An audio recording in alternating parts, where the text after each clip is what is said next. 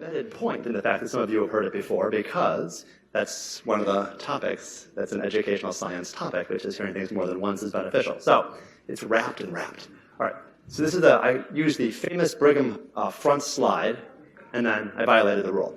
I have no conflicts of interest or any financial disclosures. There are a few things to know. One is I tend to be a bit hypomanic in these talks. I'm disclosing it right now. If it's too hypomanic, somebody give me a nod or a gesture or something. Number two is I have one slide for my wife in the talk. Unlike her husband, she's a real educator. I borrowed the slide from her, but there's no financial anything associated with that slide. And likely I'll still have dinner, maybe. And the third thing is I also cite in one of the slides a book with which I'm associated, for which I also received no money. It gave me some gray hair. The book, not my wife. But anyway, those are things you should know for disclosures. Now, for our objectives, because it wouldn't be a real education talk without them, we're basically going to describe, appraise, and justify three parts of the educational science, not educational theory, which is to say there are three things which we'll do with gusto. Describe, appraise, and justify test-enhanced learning, spacing learning, or space learning, and interleaving learning, and there's a bonus, a fourth one. All right. So first, though, is that we're in this institution. We kind of start with the case. Now, I'm going to apologize. So the case is a little bit of these prose to read, but it's the only prose part of our talk. The case is about this notion of learning styles. The term learning styles refers to the concept that individuals differ in regard to what mode of instruction or study is most effective for them. Proponents of learning style assessment contend that the optimal instruction requires diagnosing individuals' learning style and then tailoring the instruction to the person according to that style. Educational theory. Well, what's the science? There is a very carefully done review of psychological science in the public interest. So the review of this topic goes as follows. Our review of the literature disclosed ample evidence that children and adults will, if asked, express a preference about how they prefer information to be presented to them. They say they have learning styles. Well, the literature on learning styles is enormous. Very few studies have been used in experimental methodology capable of testing the validity of learning styles applied to education. And what's more, of those that did those that did use appropriate methods, several found the results that flatly contradict this hypothesis. And they conclude, therefore, that at present there is no adequate evidence base to justify incorporating learning styles assessments into general educational practice. Learning styles may be a thing, but there's no evidence that says so. So in the talk, what I will try to do is hold out for what is educational theory, which could ultimately be proven or not, or have an evidence base or not. It's theory now. And then empirically derived learning sciences, which is the essence of this talk. I'll try to be careful about making sure we're distinguishing each. All right. So the learning sciences, when we use this term, the sciences of learning, the empirically derived learning sciences, what fields are these in? So just education, of course, medical education, general education, obviously, but also lots of different parts of the psychology literature. These, and developmental psychology and many others, neurobiology, the neuroscience of learning, and these emerging fields, which are showing us sort of more of the how and why we might learn what we learn, and these, of course, these ancient and wonderful fields, and more as well. So when we say the learning sciences, it's these categories, all right? But again, if it's not empirically derived, we're going to hold out for that being theory. Is that fair? All right, and that's one, of course, I speak with too many caveats, I told you. So here's some caveats. Remembering is not the same as understanding. Facts are not frameworks. And here's the thing. These kind of differences you hear in education are often made as if they're discrete. Facts and frameworks can be blurred, or remembering and understanding can get blurred, and this is the whole idea of hierarchies and pyramids and nesting things.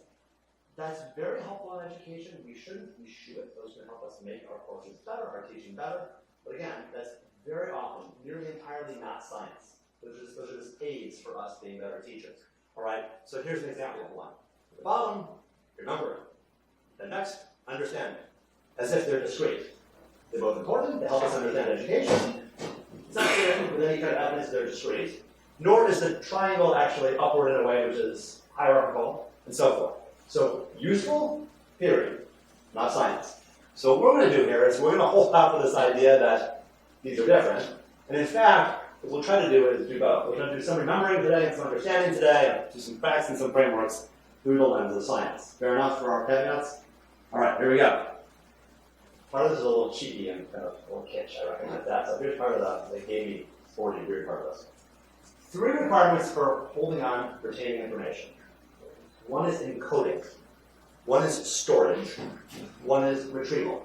So to encode is actually sort of to put it in, to acquire it, to store it, to hold on to it, for it to persist. Retrieval is to be able to get it back later.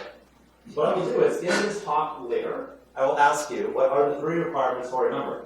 We're going to do a remembering exercise a couple times in the talk. Oddly sporty that is.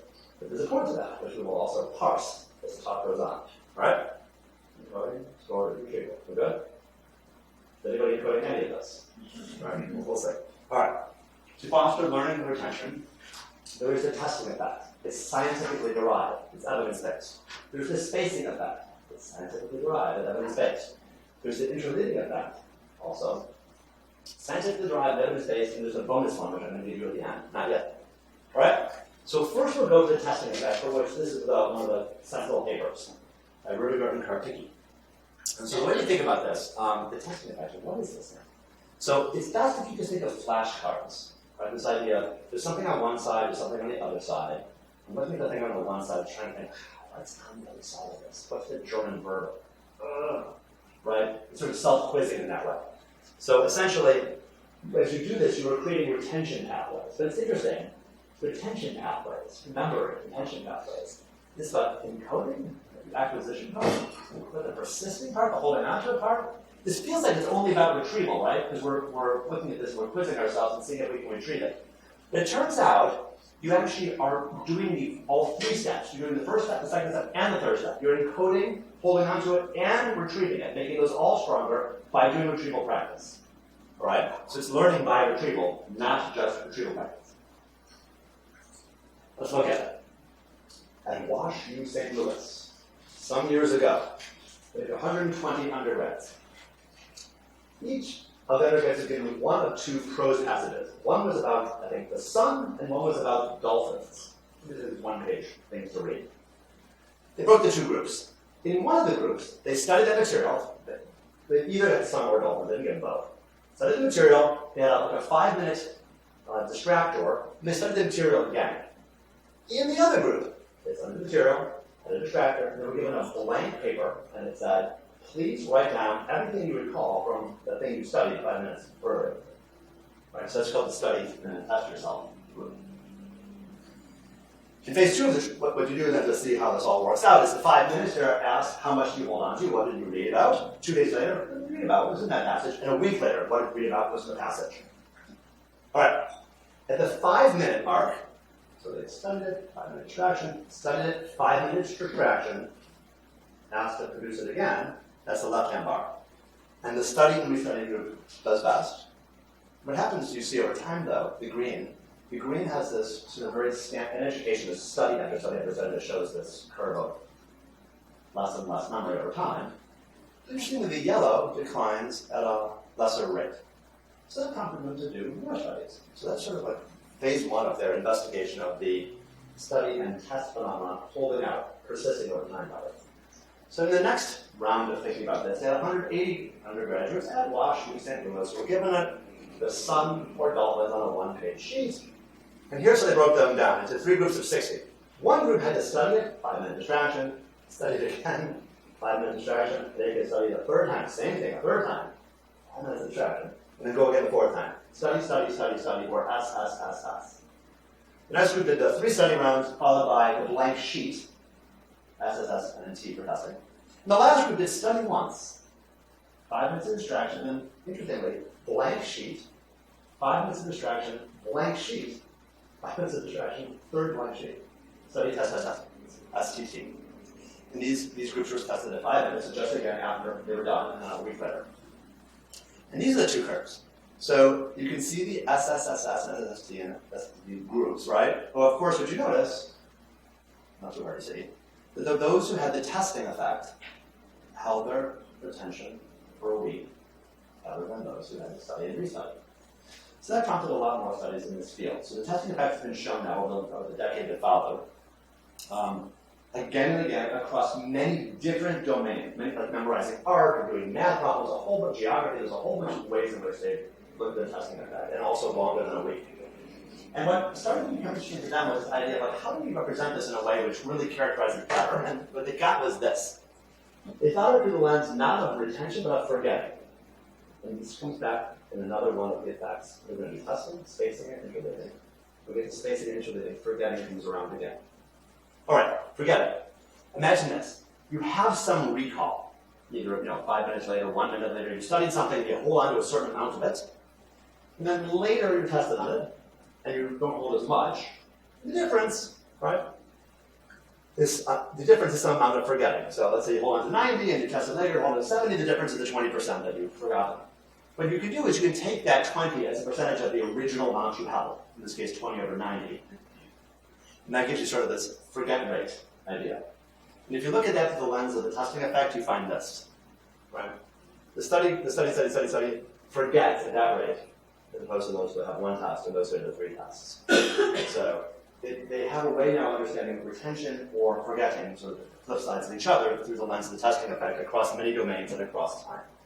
Not just watch you say those other guys. The testing effect. The testing effect can be misused. It could mean, because the name has the word test in it, I test you. I give you a multiple choice test or something.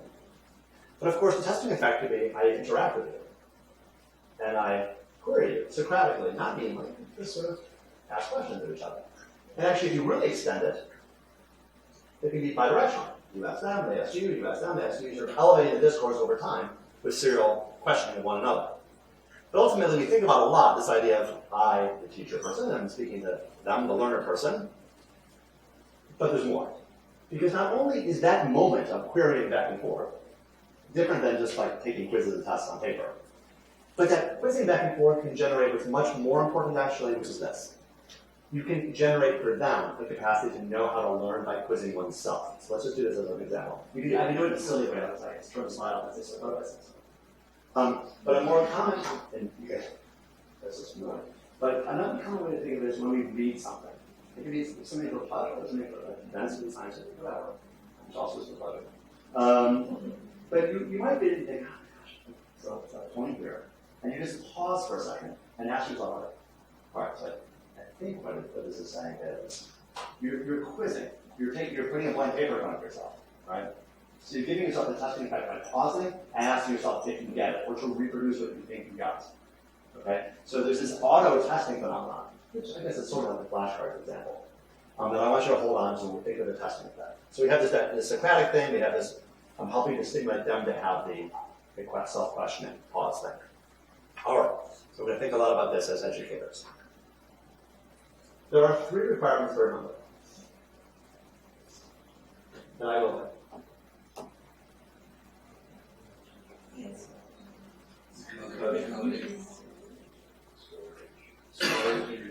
There are 3. Those were the 3. All right. So now again, we will notice though that I showed you it, and I'm sort of quizzing you. So it's a testing effect phenomenon. There's also this idea that there was a space and time between the two, between when I asked you the first time and I asked you now. We have to think more about this idea of space and time, the repetition with space and time, which of course we will get to in a moment. What is the testing effect of basically? What's the essence of this?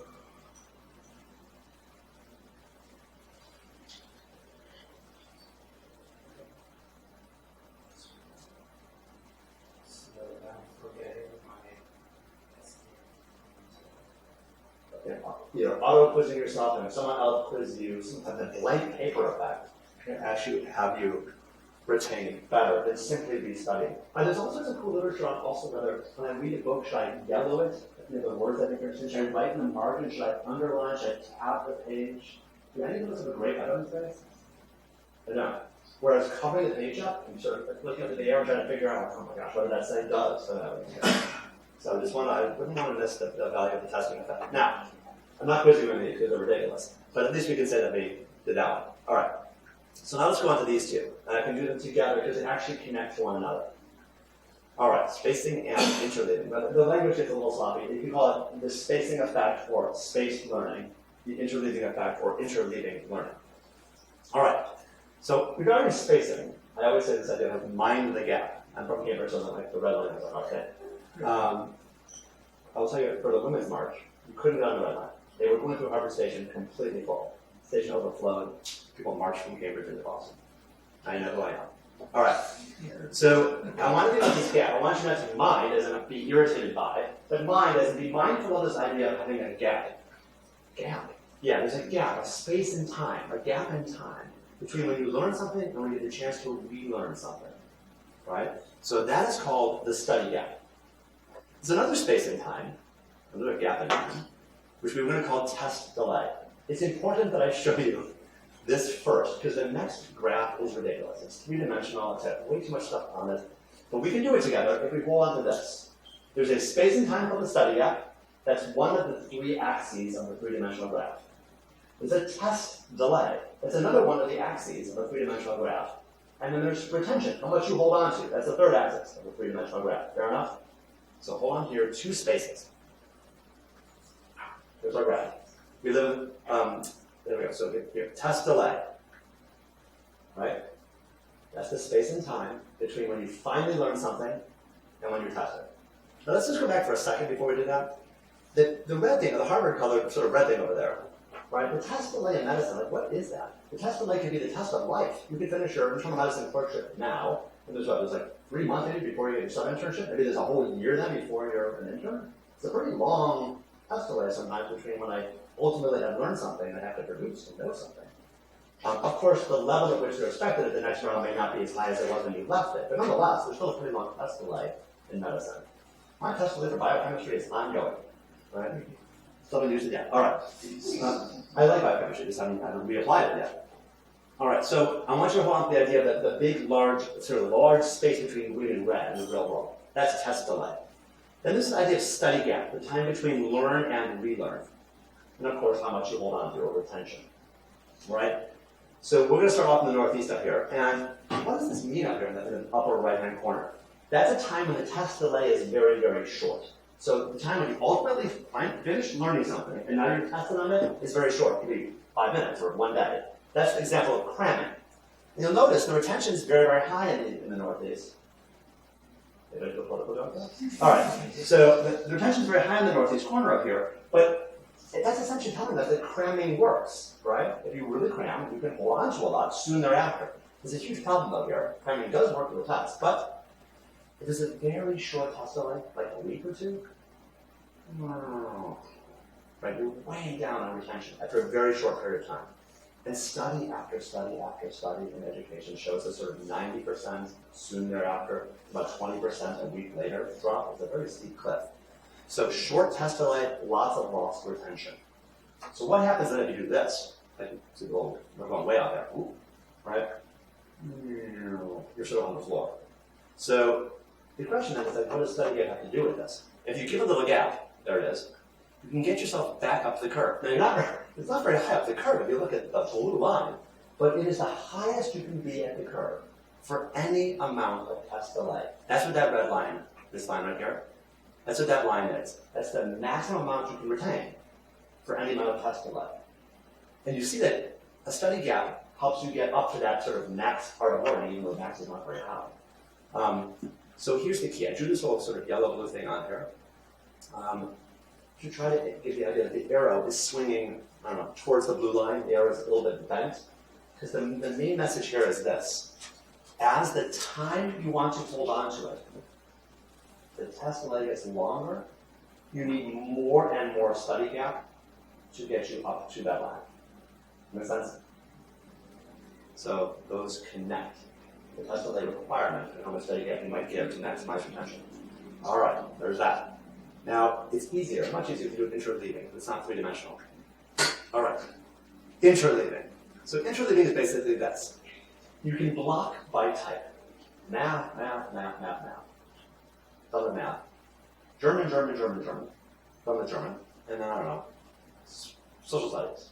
History. Or you can interleave. You can integrate or interleave. A, B, C, B, C, A, C, A, A. You can take math some days of the week, you can take English some days of the week, you can take German some days of the week. Many things mixed together. So how many people here actually speak a second language? Well, how many people speak a third language? The elegant three language learners. Here we go. I'm not singling anybody out. Good job. But so, what are the three languages? Norwegian, English, and French. Okay. To my knowledge, although English and French have some overlapping, Norwegian and French not so many, and English and Norwegian not so many. Okay. I mean some, but not so many. Okay, it's important. So let's think of this as being relatively, it's not like French, Italian, Spanish, they're closer together. So if a person is a three-language learner as a little person, we have pediatricians in the room, and they are doing these simultaneously, how do they compare to the person who's only doing just Norwegian, or just English, or just French, right? The three-language learner person appears initially to have speech delays. They're not actually having speech problems, they're just doing three things at once, and so initially they have speech delay, but what happens ultimately is if they keep going, they can end up being fluent in Norwegian, fluent in French, and fluent in English. There's something better. It's not just that the person now has three and their buddies all have one, and the person's as good at any of their three as their buddy is as good at their one. It's better than that. If you teach a three-language learner, I don't know, Mandarin, right? The three-language learner is more able to learn a fourth language that's completely discrete than the two-language learner or the one-language learner. They aren't just holding three, they're better at language generally. So interleaving has a very powerful effect in domains in general, not just sort of how many things you can do at once. So we're going to hold on to this idea of block by type versus interleaving. Much more simple studies in the language example. All right, people who study in an interleaved way, compared to those who study in a block way, what they call a masked way, and the SSED, masked way, the interleaved people do not perform as well on in the cram scenario, in the 5 minutes after you study scenario. So you wouldn't advise interleaving for someone to, the day before a test. But interleavers hold on substantially longer. And what's actually more interesting to me is that the interleaving effect and the spacing effect, which would seem like there's somehow, this is like double dipping, right? Because if you're spacing, there's stuff that goes in between. Thus, by definition, you're interleaving. But these very careful studies that try to parse that out show that true interleaving plus spacing is better than either one alone. So I'm not so expert into how that parsing was done, but it's important to know there's some small additive effect that adds more interleaving back to spaced examples. And of course, not to be silly, but you could add testing effect to spacing interleaving. There's no reason you couldn't do all three. Again, please don't ignore the fact that cramming works and mass attention before your test works. It just isn't very good for long-term retention. And speaking of long-term retention, we're not going to do it. It's just too kitsch. Okay, but I want to think about this for a second. Because what we just did in that example, yes, there's a testing effect question. I could just ask you to think about this maybe just ask you to think about that for a moment. But is this really spacing? When they talk about the spacing effect, it's not like 10 minutes later. That's not unhelpful, but that's repetition. That has some benefit. But when they think spacing, they think enough spacing to get what? To get what they call necessary forgetting. So this is interesting thing about forgetting. We did this forgetting thing earlier in our talk. You have to have some time to lose a little, to reconstitute it again, to lose a little and reconstitute it again for spacing to be as powerful as it might. So yes, no doubt because of the way I'm presenting this, there's some chance that you could have forgotten stuff between when I first showed you this and now. But that's not actually what we're thinking about with the spacing effect. We have to have authentic chances to have that wane period that you saw it in the 1 week wane slides in order to get the maximal benefit of the spacing effect. All right, so let's think about that for a second. Testing effect is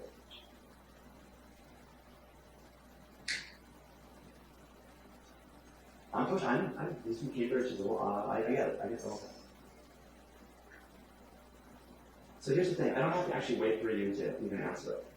You get the benefit of the testing effect seriously if you just offer the question and force the audience to have to I think it's sort of it's that effect. Right? So when you're in classrooms with learners, don't forget the testing effect can work even if you end up being the answerer. But you want to give some degree of time though for them to have to generate the honor.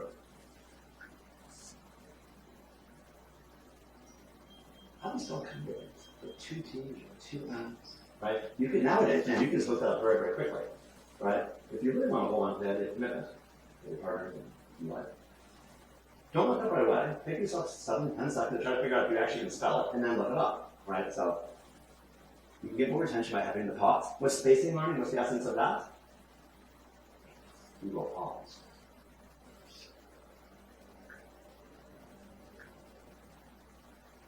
So if you want longer retention, that yellow arrow is bent, right?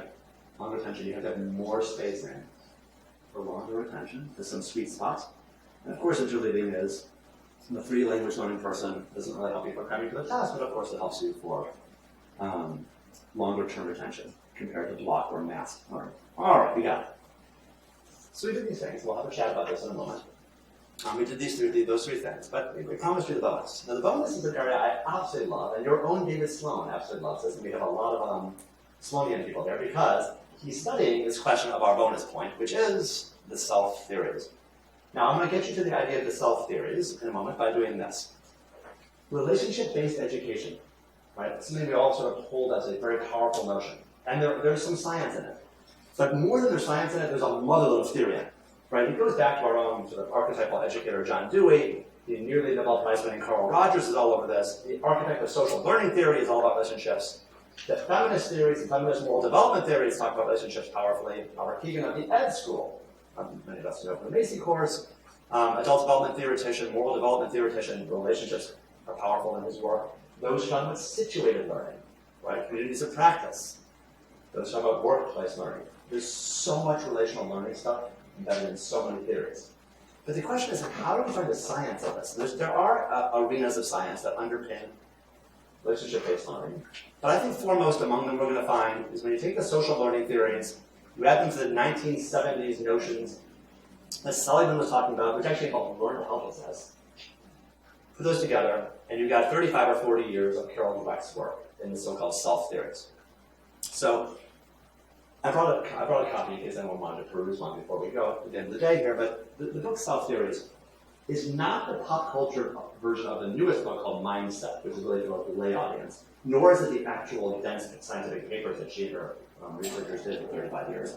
It's in between. It's accessible, there's short chapters, it's really well cited, so the references are phenomenal, but you can get through it easily, and it's actually divided well enough that you can just choose a chapter here and there to find different notions of self-theories, but I would highly recommend this book. What is in this book and why am I recommending it? Because it's going to go back to this. All right, we'll do this in a second.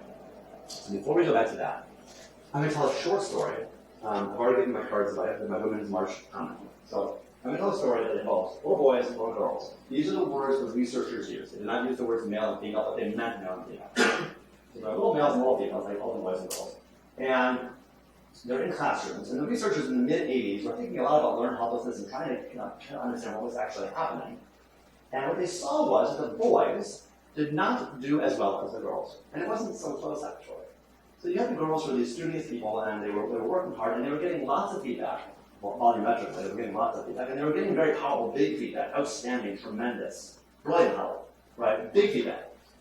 The boys, who were more maybe characterized like squirrels, right, were having trouble sitting in the seats, they were climbing the walls, they're like base jumping off things. I'm not doing gender, just what the researchers were finding. And they were not getting so much feedback, they weren't doing as well. The feedback they got was more like, whack, keep it up, buddy, or something like that to try to keep them in the chair, right? So there's a pretty big discrepancy on the apparent abilities, the sort of scholastic commitments, and there's a big discrepancy actually in the feedback amount and nature. So what happened was they gave the children problems they could not solve.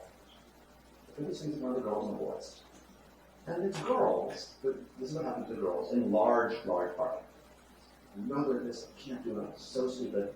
Very negative, very self-referential, very global. Boys, or squirrels, they shall have it. There's a trick here, I don't see the trick. I'm going to figure this out. And they hung in there trying to answer problems they could not plausibly solve. But they hung in there. I think in some ways you can say this is quite disturbing to imagine this. And the researchers were very bothered by this, and they observed, there's like lots of time trying to figure out what was going on. What they figured out was maybe it had to do with the teachers. So they were watching this question of the way the feedback was actually going.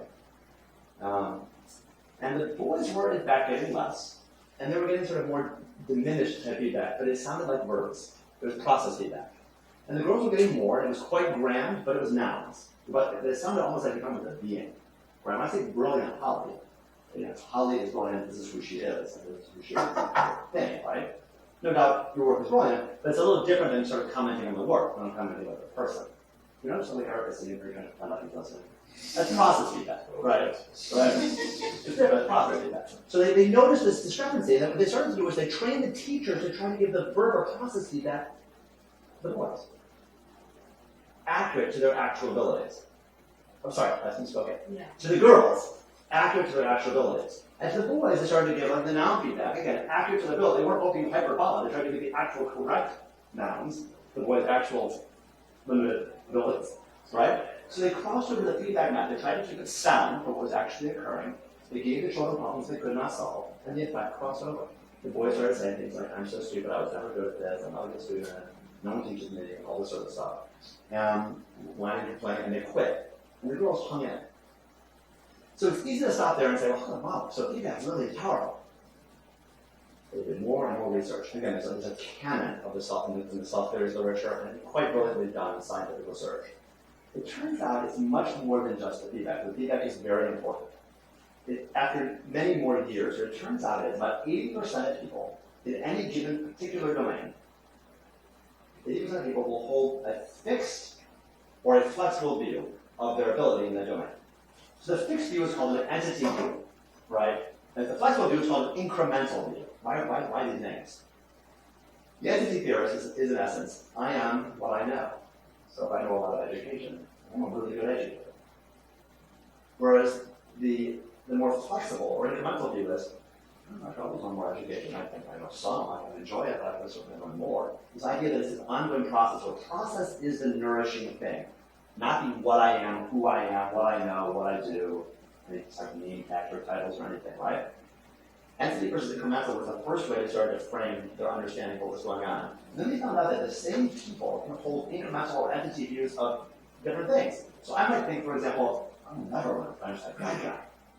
Right? A very entity kind of way of looking at things. I'm not a French learner. I'm not good at language. Entity. But I might think, you know what? If I keep shooting free throws, I'll be able to make 9 out of 10. Yeah, this sort of incremental view of my own basketball ability.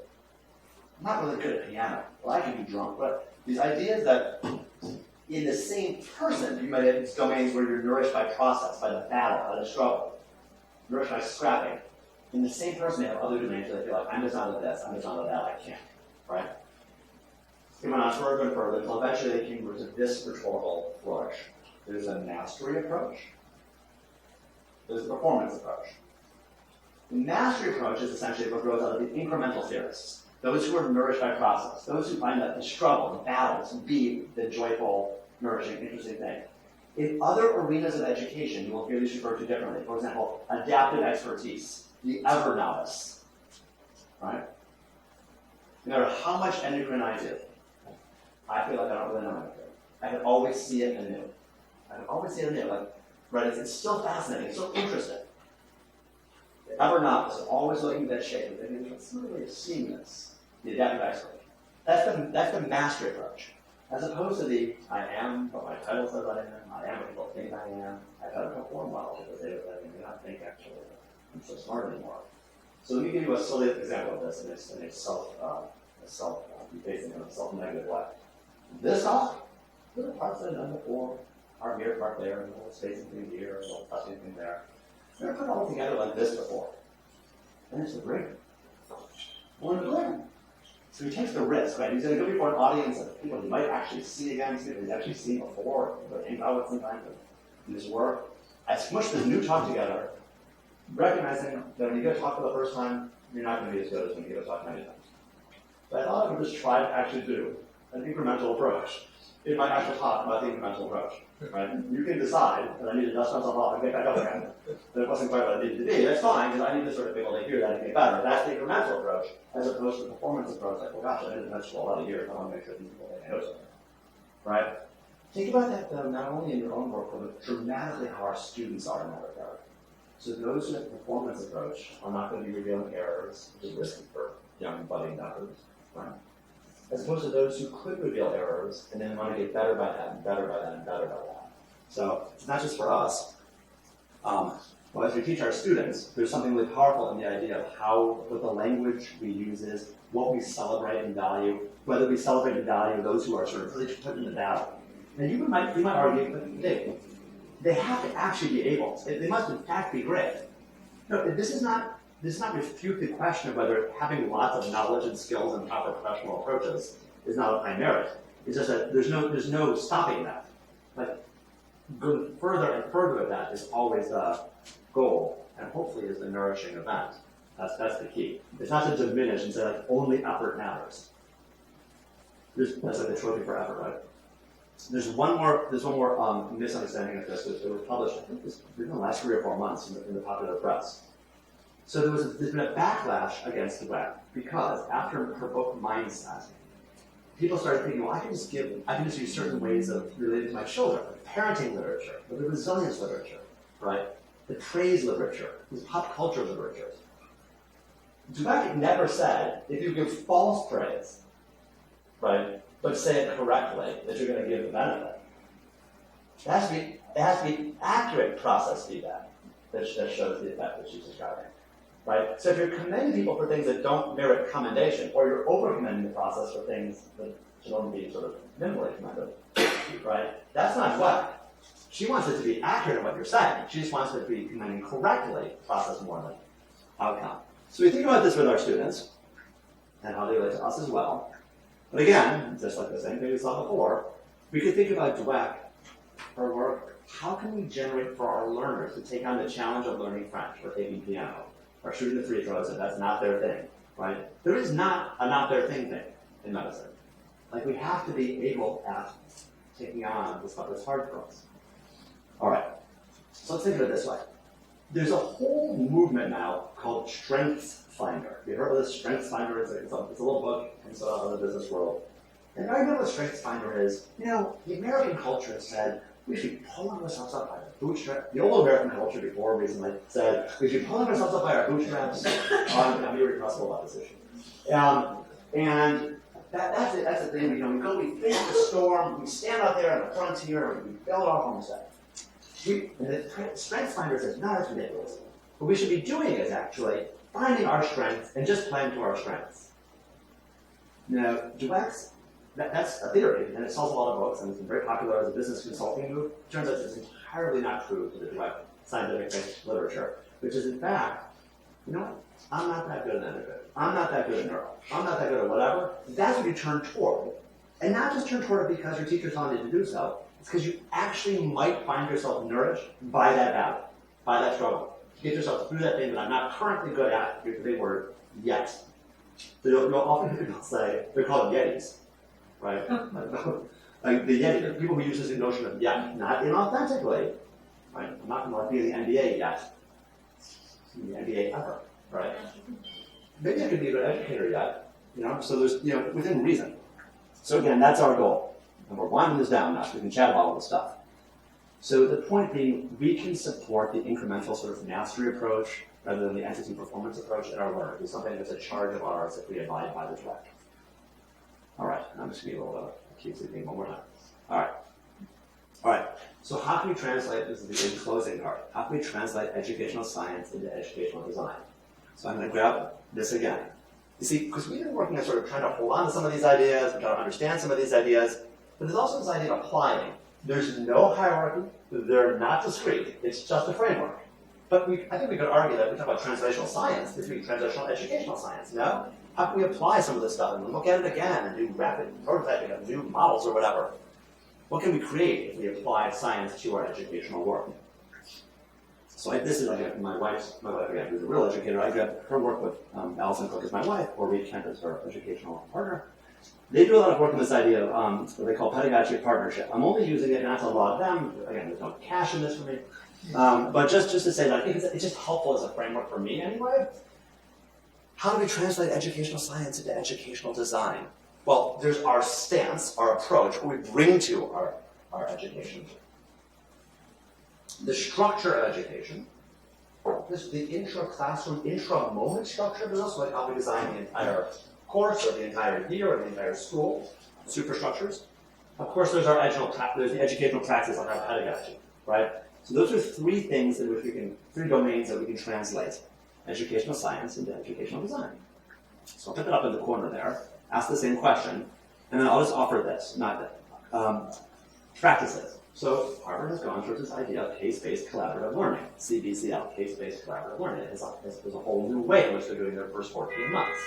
So that'll be a new way of doing educational practice. They're trying to query now around frameworks as opposed to facts, asking how questions rather than what questions, right? Setting up the rooms differently, and more collaborative, and so forth, right? So educational practices are an example. There's the idea of educational stance. So a stance might be that we're going to ensure and view all education with some degree of social accountability, right? It's something that underpins and guides every way that we understand our provision of care, our provision of education.